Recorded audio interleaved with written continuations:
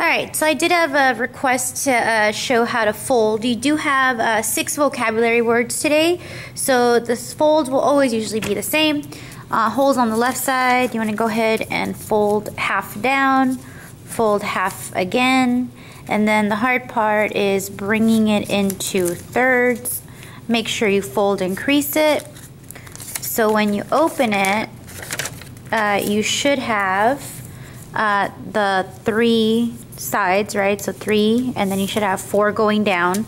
So today you'll put 4 words on the front, and then you'll have the 4 words on, or the 2 words on the back, okay? All right, so anyways, let's go ahead and get started.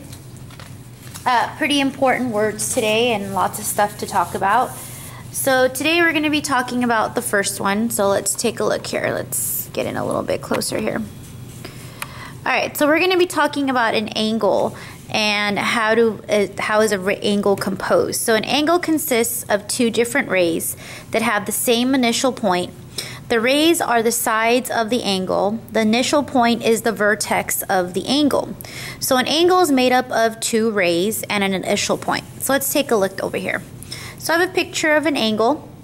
So ray AB, so right here, AB, and ray AC are the sides of angle BAC. And the angle is this part inside. That's the angle that we measure. So the rays are what we call the sides. Some people call them arms. The initial point, meaning where they both start from, is what we call the vertex. Now there's a couple of ways that you can name this angle. You can call this angle A, so you can call it by its vertex, so you can call it angle A.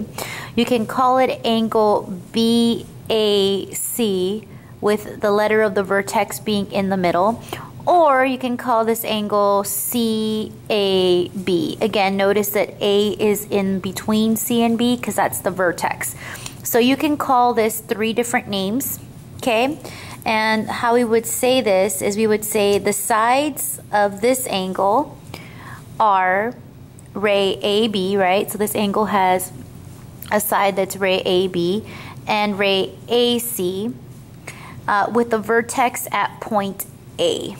Okay, so very important knowing how to label a angle and how to name an angle. Okay, all right, let's go on to the next one.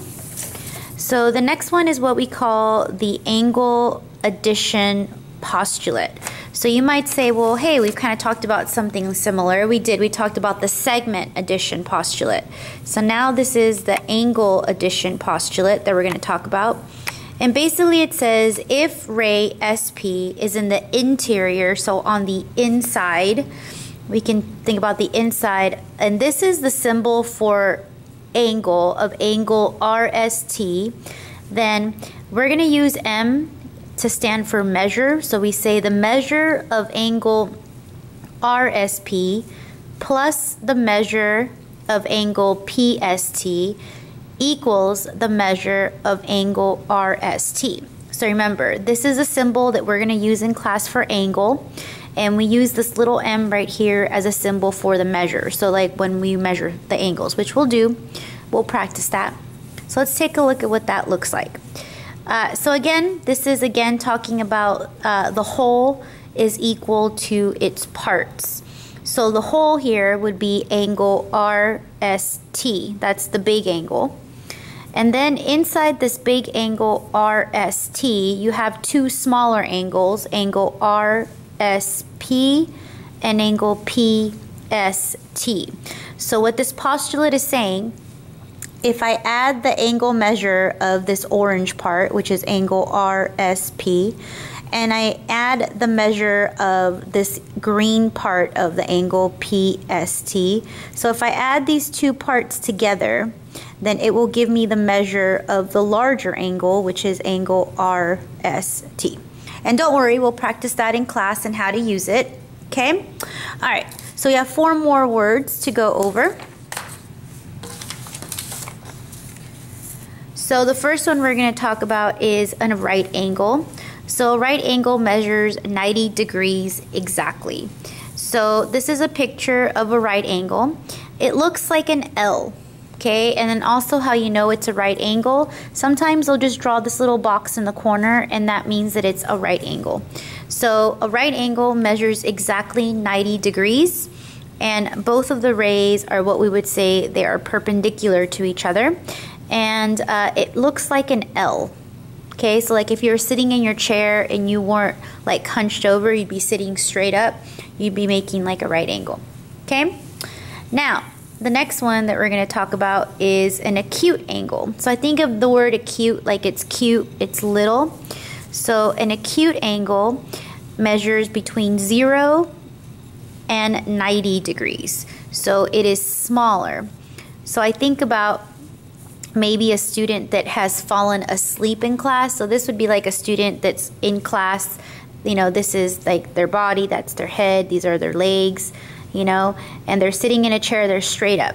This is maybe a student that has started to get tired and now their head's getting closer to the table. So now the angle is an acute angle and it is smaller than 90 degrees. So it's between 0 and 90 degrees. So that's why this here, this opening here is smaller than this opening. So we call that an acute angle. Okay, now let me zoom in case we need to zoom in. All right, let's talk about the next one. The next one we're going to talk about is an obtuse angle. So I think of obtuse as kind of like it's big. An obtuse angle measures between 90 degrees and 180 degrees. So an obtuse angle is going to be a lot bigger than a right angle. So a right angle, if this was, that would be a right angle where my finger and the line at the bottom go. So an obtuse angle is wider, okay? It's wider than a right angle, and it's gonna be wider than an acute angle. So an obtuse angle is a lot bigger. So if we take a look at all three pictures right now, we can see that an obtuse angle is gonna spread wider than a right angle, and it's also gonna spread wider than an acute angle. All right. And then the last one is what we call a straight angle. So a straight angle measures exactly 180 degrees. And a straight angle is just a straight line. Okay, sorry about that. So anyways, those are our vocab words for today. You should have 6 vocabulary words. Let me go ahead and take a look at how that would look really quick. You should have 4 vocab words on the front. Oh, I'm sorry. I think I didn't tell you the title of this. This is angles and their measures. I'm sorry about that.